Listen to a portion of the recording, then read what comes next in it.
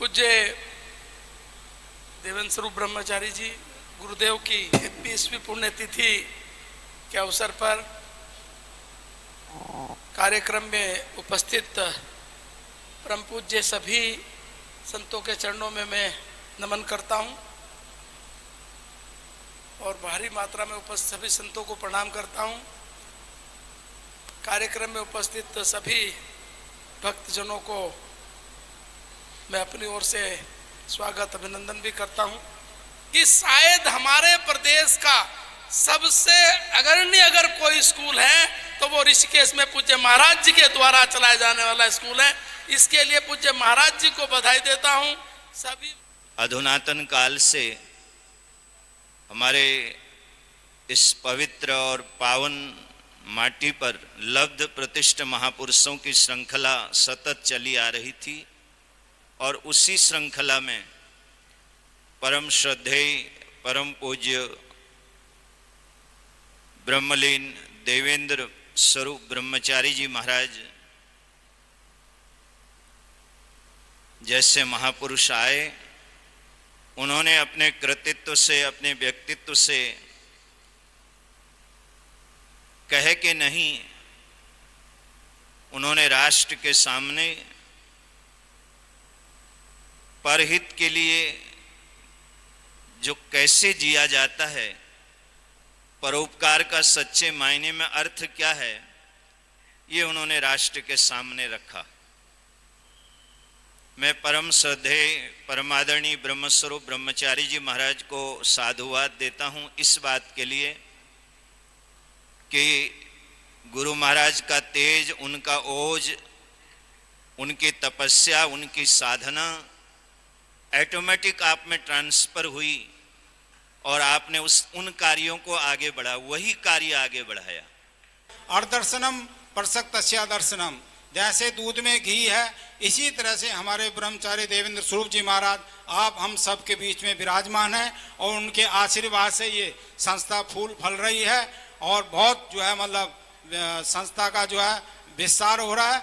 मैं पूज्य ब्रह्मलीन ब्रह्मचारी जी को श्रद्धांजलि देता हूँ और ब्रह्मचारी ब्रह्म स्वरूप जी को बधाई देता हूँ। दीर्घ आयु सत आयु, जैसे आप लंबे हैं ऐसी लंबी आपकी आयु हो। जैसे सचिन तेंदुलकर ने क्रिकेट के 100 शतक मारे थे, आप आयु का भी 100 साल से भी जी हैं, ऐसी मंगल कामना करता हूँ। वास्तविकता सभी विषयों पर आपने श्रवण किया।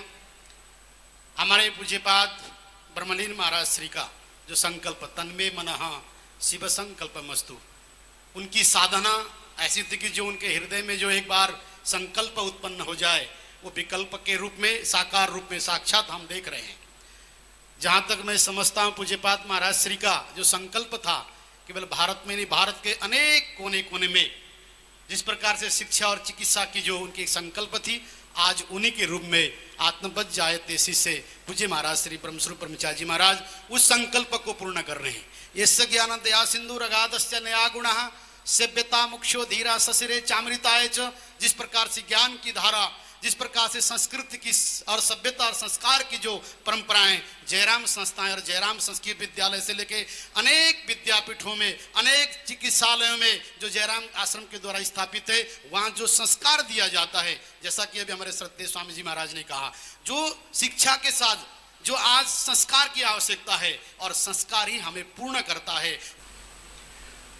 संस्थाओं की चर्चा, जो कार्य जयराम आश्रम संस्थाएं कर रही है, निश्चित अतुलनीय है, अवर्णनीय है। उसकी चर्चा बाकी संतों ने काफी कर दी है, इसलिए हम आपको रिपीट नहीं सुनाना चाह रहे। संस्कार और शिक्षा की भी चर्चा हो रही है क्योंकि विद्यार्थी और शिक्षक भी बहुत बैठे हैं यहाँ। 2-3 बातें इसमें समझना,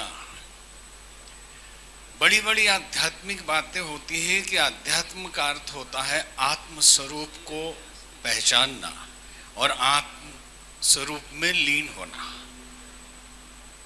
संस्कार का अर्थ भी यही होता है कि हम अपने स्वभाव में जिए, यही संस्कार है और इसके व्यवहार को ही संस्कृति कही जाती है। और अगर हम संस्कार से बाहर जाते हैं अथवा स्वभाव से बाहर जाते हैं, उसी को विकृति कही जाती है। शिक्षा और विद्या को हम एक जैसा मान लेते हैं। इतनी बारीक लकीर है कि समझ में नहीं आता कि दोनों शब्द एक ही है या दोनों अलग अलग हैं। प्रयोग में हम शिक्षा ही अधिक प्रयोग करते हैं, लेकिन बोलने में उसको विद्यालय बोलते हैं, कभी भी शिक्षालय नहीं कहा हमने। आते हैं टॉप पे बच्चों के, तो ना केवल एकेडमिक्स फील्ड में बल्कि संस्कार, आदर्श और अध्यात्म के फील्ड में भी बच्चों को जो तैयार किया जा रहा है, ये मेरे विचार में सबसे बड़ी कंट्रीब्यूशन है और सबसे बड़ा योगदान है जयराम आश्रम का और महाराज जी का। और सबसे बड़ी बात यह है कि जैसे कहा जाता है कि कपड़ों पर इत्र लगा के महकाना कोई बड़ी बात नहीं, मजा तो तब है जब आपके किरदार से खुशबू आए। तो सबसे बड़ी बात यह है कि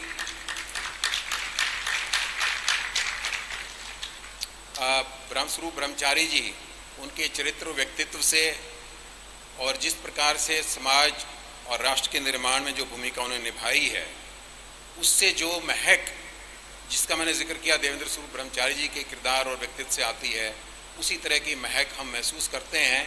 आप सभी श्रद्धालुओं की तरफ से मैं उनकी आवाज़, उनकी भावों को मैं आवाज़ दे रहा हूँ जब मैं कहूँगा कि ईश्वर से हम प्रार्थना करें कि उनको दीर्घायु प्रदान करें, वो स्वस्थ रहें, प्रसन्न रहें। क्योंकि ऐसे शिष्य पर गुरु को भी अभिमान होता है जो गुरु की सीखों का अनुसरण करते हुए उन सीखों को समाज के कल्याण के लिए, मानव मात्र के कल्याण के लिए, मानवता के कल्याण के लिए उपयोग में लाने का काम करता है। और मुझे इस बात की बेहद खुशी है कि ब्रह्मस्वरूप जी ने और लोगों के लिए भी और शिष्यगण भी, हाँ, क्योंकि हमारे संतत्व की एक ऐसी महान परंपरा है जो हमेशा गुरुजनों के प्रति समर्पित रही है। तो यहाँ जितने भी हमारे तो सभी गुरुजन हैं, यहाँ पर सभी पूज्य हैं, सभी परम आदरणीय हैं, परम पूजनीय हैं। तो ये सब लोगों ने अपने गुरुओं की महत्ता को अपने श्रम से, अपनी असाध्य साधना से निरंतर आगे बढ़ाने का काम किया है। तो उसमें ब्रह्मस्वरूप जी ने बड़ी ऊंचाइयों की तरफ, बुलंदियों की तरफ उनकी सीखों को लेकर के जाने का काम किया है।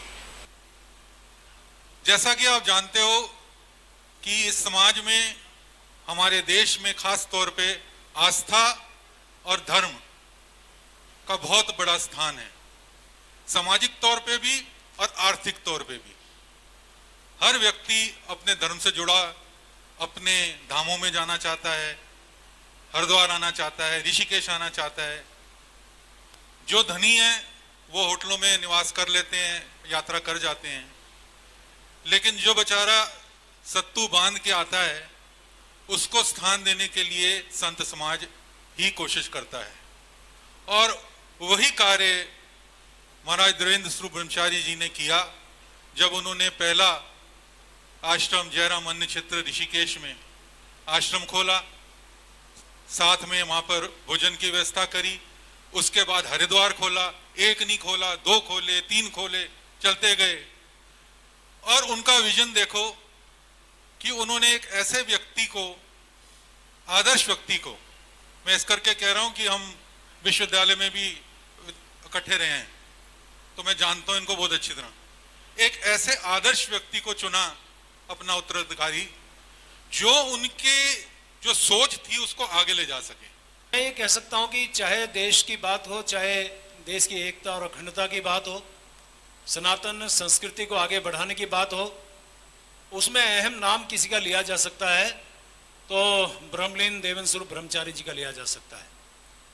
हम सभी लोग आज उनको याद करने के लिए, उनको स्मृति, उनको पुष्पांजलि अर्पित करने के लिए यहाँ पहुँचे हैं। आज 20 वर्ष हो गए, लेकिन उनके काम को आगे बढ़ाने का जिम्मा जिस प्रकार से हमारे ब्रह्मस्वरूप ब्रह्मचारी जी को दिया गया, और वो हमेशा चिंता भी करते हैं और आगे बढ़ाने का काम करते हैं। जिस तन्मयता से वो काम करते हैं, मैं समझता हूँ कि जो भाव उन्होंने व्यक्त किया था देवेंद्र स्वरूप ब्रह्मचारी जी ने, जो काम उन्होंने किया था, उस अधूरे काम को पूरा करने का काम कोई कर रहा है तो ऐसे आदरणीय ब्रह्मस्वरूप ब्रह्मचारी जी के चरणों में भी मैं नमन कर रहा हूँ। संबोधित करते हुए बुल्ले शाह कहते हैं, हे फक्कड़ की बुद्धि कुछ ऐसे कर्म करो, ये शरीर चला जाएगा, जब तक ये संसार रहेगा तुम्हारी निशानी रहेगी। तो देवेंद्र स्वरूप जी महाराज ऐसे कर्म करके गए, संसार जब तक रहेगा उनकी निशानी रहेगी। और उस आगे निशानियों को संरक्षित करने के लिए भी एक हमारे यहाँ एक पुरातत्व विभाग है भारत में, एक ऐसा विभाग चाहिए और उसको संचालन करने वाला एक एक्टिव मिनिस्टर भी चाहिए। तो वो मंत्रालय देवेंद्र स्वरूप जी महाराज ने अपने जीवन काल में ही आदरणीय ब्रह्म स्वरूप जी को दिया है। और मैं आशा करता हूँ कि इस सारी आध्यात्मिक, भौतिक और सामाजिक और राजनीतिक सत्ता को वो संरक्षित रखेंगे।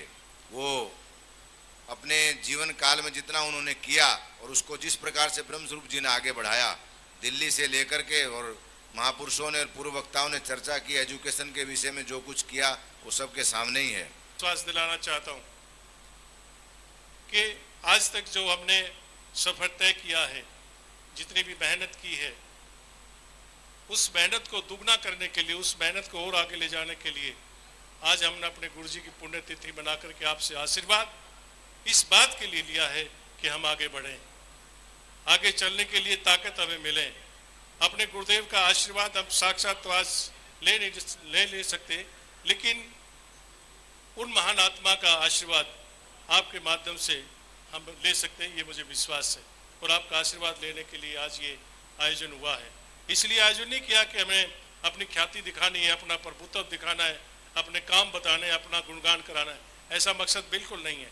हम तो सेवादार हैं, सेवा करने वाले हैं, और जो व्यक्ति सेवा करता है उसके ऊपर बहुत बड़ी जिम्मेदारी आती है, उसको मान और अपमान भी सहन करना पड़ता है सेवा में। ये सेवा आगे बढ़ती रहे, इसके लिए हमें आपके आशीर्वाद की आवश्यकता है, इसलिए इस तरह का पुण्यतिथि मनाते हैं। बिना आशीर्वाद के हम मोबाइल को चार्ज करते हैं, इसलिए चार्ज करते हैं कि ये काम करता रहे। मैं भी अपने आप को चार्ज कराने के लिए संतों का आशीर्वाद मांग रहा हूँ। आज मुझे आशीर्वाद मिल रहा है तो मैं समझता हूँ कि और आगे बढ़ करके काम किया जा सकता है। ज़्यादा कुछ नहीं कहते हुए, जितने भी संत आए हुए हैं, जो पीछे बैठे हैं, वो सब, जितने प्रथम पंक्ति में, सब मेरी गुरुतुल्य मूर्तियाँ हैं, मुझे आशीर्वाद देती हैं, समय समय पर सुझाव देती हैं, जाता हूँ आता हूँ तो व्यवस्था में सहयोग भी देते हैं। तो एक बात मैं ज़रूर कहता हूँ कि मुझे कुछ नहीं चाहिए, मुझे एक चीज़ चाहिए, एक ही आशीर्वाद चाहिए कि मुझ में घमंड नहीं आना चाहिए। ऐसा आशीर्वाद मैं आपसे चाहता हूँ, सिर्फ यही आशीर्वाद चाहता हूँ। मेरे गुरु जी भी मुझे कहते थे, वो भी हमेशा गुरु जी ये कहते थे कि ब्रह्मस्वरूप कभी भी बड़ा बनने की कोशिश मत करना, अगर बनना चाहते हो तो सेवक और सेवादार बनो, जिससे कि आपको आशीर्वाद मिलेगा, आपको शुभकामनाएं मिलेंगी, आपको लोगों का आशीष ये मिलेगा कि ये बच्चा निस्वार्थ भाव से सेवा करता है, तो इसको आशीर्वाद देना चाहिए, जिससे इसमें और बल मिले और ताकत मिले। तो इस अपने आप को रिन्यू करने के लिए, अपने आप को रिचार्ज करने के लिए आपका आशीर्वाद चाहिए था।